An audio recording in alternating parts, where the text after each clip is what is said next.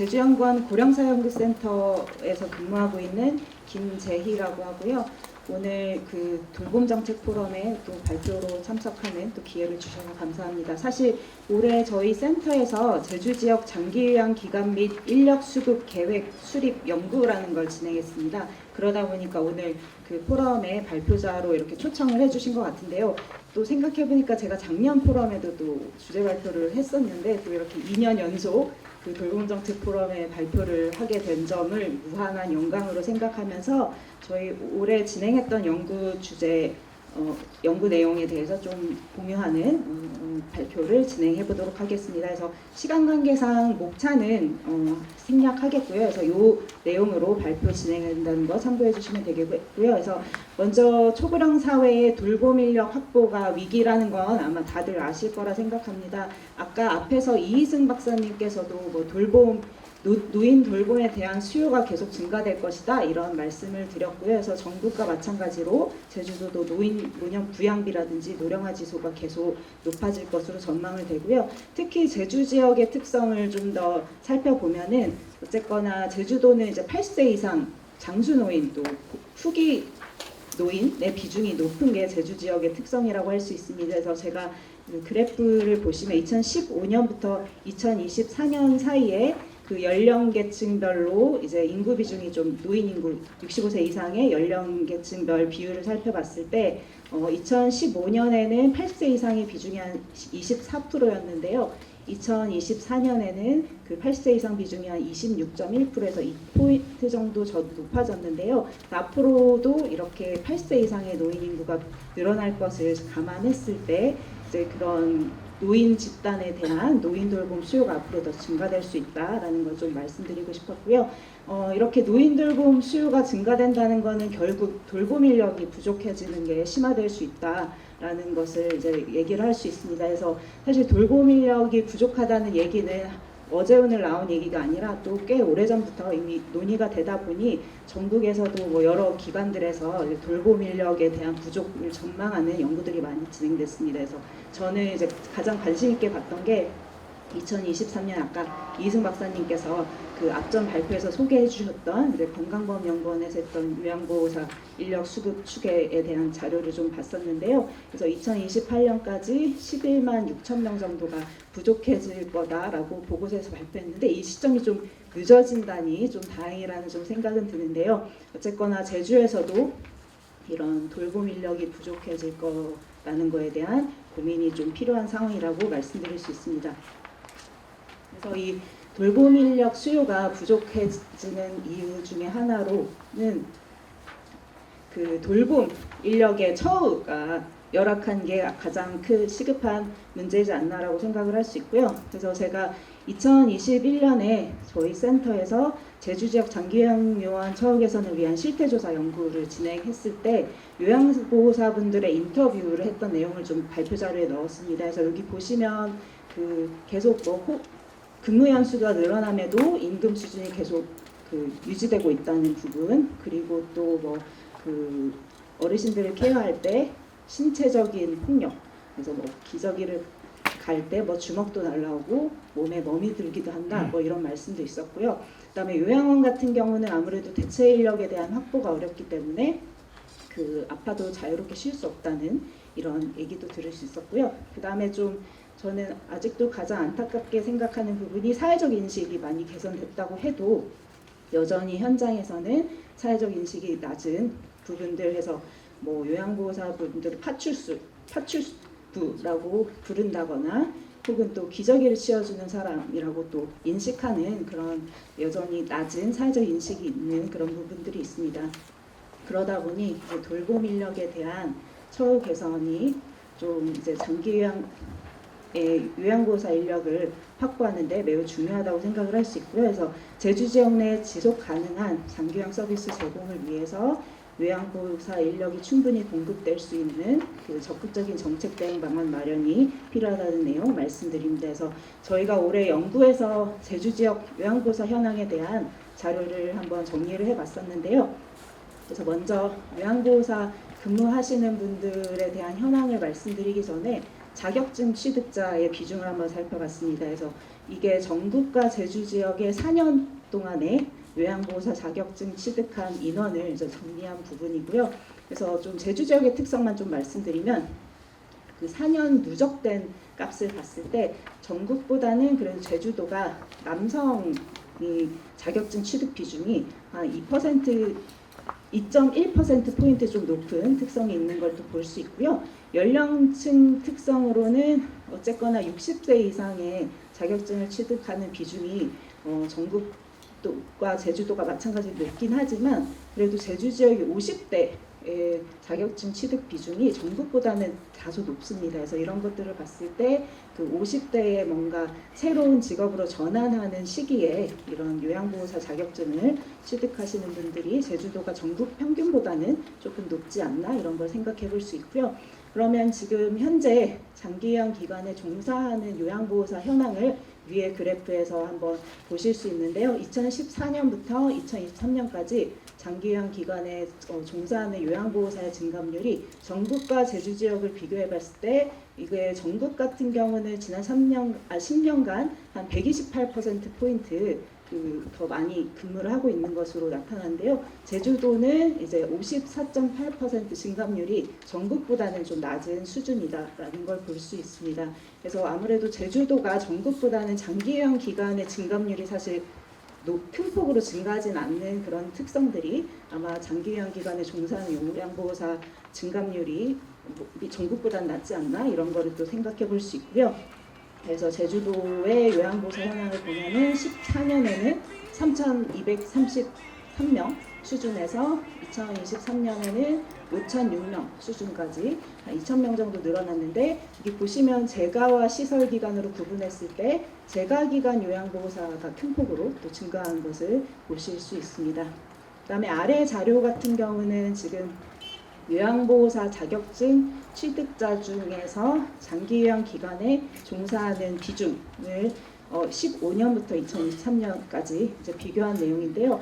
아까 앞에 발표에서 이희승 박사님은 한 25%로 이제 자격증 취득자 중에 25% 정도가 현장에서 근무한다고 하셨는데 제주도는 이것보다 좀 낮은 한 20% 정도의 자격증을 취득하신 분들이 장기요양 기관 현장에 근무하는 것으로 볼 수 있습니다. 그래서 아까 이인승 박사님 말씀한 것처럼 제주도가 다른 직종으로 또 근무할 수 있는 그런 환경적 여건이 있다 보니 아무래도 그 자격증 취득자 중에 근무하는 비중은 좀 전국보다는 낮지 않나라는 걸 생각해 볼 수 있고요.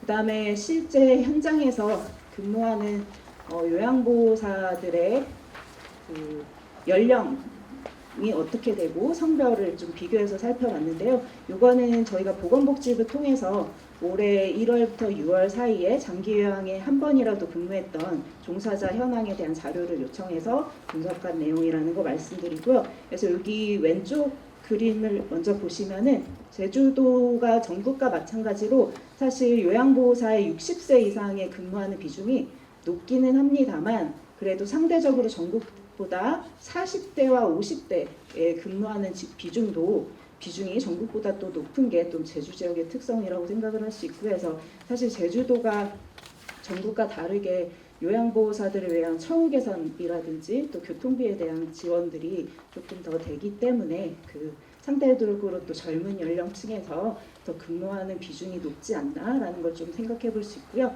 그다음에 성별인 경우는 지금 재가랑 시설로 구분해 봤을 때 일단 대부분이 다 여성이기 때문에 남성의 비중을 한번 살펴보면 재가 기관인 경우는 전국보다 제주 지역의 남성 종사자 비중이 다소 낮은데요. 시설은 이제 더 큰 폭으로 남성의 비율이 많은 그런 자료들을 볼 수 있습니다.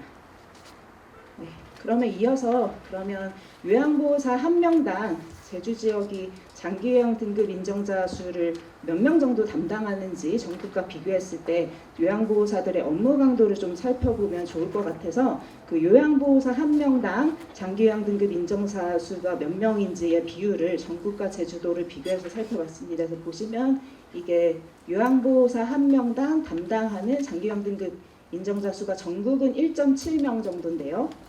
제주도는 2.2명 해서 전국보다는 제주 지역의 요양보호사들이 더 많은 등급 인정자 수를 부담하고 있는 상황인 것을 볼 수 있고요. 그 다음에 또 아래 그래프 같은 경우는 그 돌봄 업무라는 게 사실 신체적 접촉이라든지 또 신체적으로 노출이 좀 들어가는 부분이다 보니까 동일한 성별이 제공을 하는 게 또 서비스 이용자들에게 편안함을 주고 또 서비스 제공자들도 또 편하긴 하기 때문에 저희가 이 연구에서 남성 요양보호사 수 대비 남성 장기요양 등급 인정자 수에 대한 현황을 또 살펴봤고요. 그다음에 여성 요양보호사 수 대비 여성 장기요양 등급 인정자 수를 또 산출해서 살펴봤습니다. 그래서 보시면 남성인 경우는 이거를 보시면 제주도는 요양보호사 남성 요양보호사 1명당 장기요양 등급을 담당하는 비중이 한 6.9명, 약 7명 정도인데요. 이제 제주도는 이것보다 조금 높은 것을 보실 수 있죠. 7.2명에서 제주도의 남성 요양보호사들이 더 많은 이제 장기요양 등급 인정자를 담당해야 되는 비중으로 나타났고요. 여성도 마찬가지로 보시면 그 전국이 1.26명이고 제주도가 1.62명입니다. 그래서 제주도가 전국보다는 남성과 여성 마찬가지로 다 더 많은 장기요양 등급자들에 대한 부담이 높다. 그래서 결국에는 업무 강도가 더 높다. 이런 걸 또 생각해 볼 수 있고요. 특히 여성보다는 또 남성이 훨씬 더 부족한 현상이 있다는 것을 이 그래프를 통해서 한번 살펴볼 수 있습니다. 네, 그럼 이어서 제주 지역 요양보호사 인력 수급 현황 및 전망에 대해서 아까 앞에 이희승 박사님께서 그 분석해 주신 내용을 따라서 저도 분석을 했는데요. 그래서 요거는 이제 장기요양 등급 잠시만요. 네, 그 인력 수급을 파악하기 위해서 어쨌거나 장기요양 등급에 대한 수요가 어느 정도인지에 대한 기초 데이터가 필요하기 때문에 이 자료를 정리한 것을 한번 참고로 봐주시면 되겠고요. 제주 지역의 장기요양 등급 인정자 수의 좀 특성이 제가 이번 연구를 하면서 파악된 게 제주도가 이게 장기요양 등급이 사실 1등급에서 5등급 그리고 인지지원 등급으로 구분을 했을 때 제주도가 1, 2등급의 비중이 전국보다 좀 높게 나타났습니다. 그래서 전국 같은 경우는 등급 인정자 수 중에 1, 2등급 비중이 13% 정도인데요. 제주도는 20%로 높게 나타나서 이거는 결국 현장에서 이제 돌봄의 고강도의 돌봄이 필요한 그 서비스 이용자들이 많다 이런 것을 또 의미할 수 있거든요. 그래서 요양보호사분들의 업무 강도가 전국보다는 더 높은 좀 이제 객관적인 데이터를 좀 이 자료를 통해서 확인할 수 있었다고 말씀드릴 수 있습니다. 그다음 이어서 이거는 제주 지역 요양보호사 수요 인력 전망을 위해서 그 이희승 박사님의 자료를 활용해서 저희도 1, 2, 3단계로 인력 수급차에 대한 전망을 분석을 했습니다. 그래서 전체 요양보호사가 공급이 어느 정도 될 건지에 대한 전망을 분석하고 그다음에 수요 대비 필요한 인력을 전망을 분석해서 공급에서 수요를 뺀 이제 수치를 계산을 했고요. 그래서 수치가 마이너스면 공급이 부족한 것을 의미하고 플러스면 이제 공급이 초과되는 그런 것을 의미한다고 보시면 되겠고요. 그래서 시간 관계상 1단계와 2단계에 대한 내용은 한번 자료로 참고해 주시면 되겠고요. 3단계의 인력 수급차 전망에 대한 부분만 좀 말씀드리고자 합니다. 그래서 여기 보시면 아래쪽에 있는 그래프가 지금 전체 공급될 것으로 전망되는 요양보호사 인원수고요. 그다음에 이 그래프가 필요로 하는 수요 대비 필요로 하는 요양보호사 필요 인력수로 보시면 되겠습니다. 그래서 이 격차만큼 이제 부족해지는 거다 이렇게 해석을 하시면 되는데요. 그래서 2025년에는 지금 이미 1,771명의 요양보호사 현장에서 부족한 상황이다 이렇게 추정을 하고요. 그다음 2035년이 되면은 3,849명까지 부족해질 거다. 그래서 앞서 저희가 그 2023년 기준에 그 재가기관 요양보호사가 한 3,000명 정도 차지한다고 했는데요. 그만큼의 비중으로 요양보호사가 더 부족해질 거다 이렇게 생각을 해주시면 되겠습니다. 그래서 이거를 또 재가기관과 또 시설기관으로 구분해서 봤을 때 이 위에 쪽에 있는 그래프가 재가기관과 관련된 부분이고요. 이게 이제 시설기관과 관련된 부분인데 제주도는 이제 시설보다는 재가기관에서 근무하는 요양보호사 인력이 더 부족해지는 게 크다라고 이제 저희가 추정을 했습니다. 그래서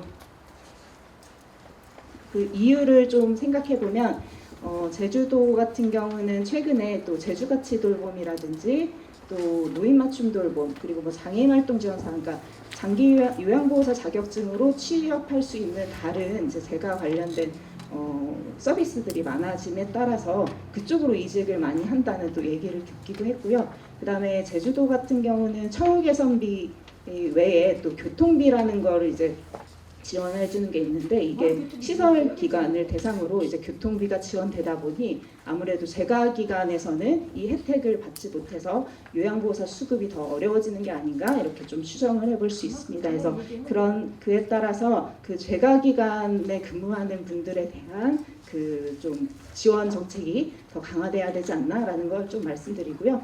그래서 제주 지역 요양보호사 인력 수급 과제와 관련해서는 저희가 연구 과제에서는 크게 장기요양 기관 인프라 수급 계획과 이제 요양보호사 인력 수급 계획에 대한 두 개 내용으로 구분을 해서 정리를 했었습니다. 그래서 요양보호사 인력 수급 계획과 관련해서는 두 가지 추진 목표를 제시를 했고요. 그래서 지속 가능한 근무 환경 조성 그리고 요양보호사 종사 인력 확보에서 두 가지 추진 목표에 대한 세부 정책 과제들을 제시를 했습니다. 그래서 시간이 너무 촉박하다 보니까 상세하게 말씀을 못 드리겠고요. 그래서 먼저 지속 가능한 근무 환경 조성과 관련해서는 어쨌거나 지금 현재 현장에서 근무하는 그 요양보호사들이 더 장기적으로 이 현장에서 남아서 근무를 할 수 있도록 업무 이탈을 방지하기 위한 뭐 다양한 좀 처우 개선비 지원에 대한 걸 더 확대한다거나 장기 근속 보상에 대한 지원을 확대하는 내용들을 좀 제안을 했고요.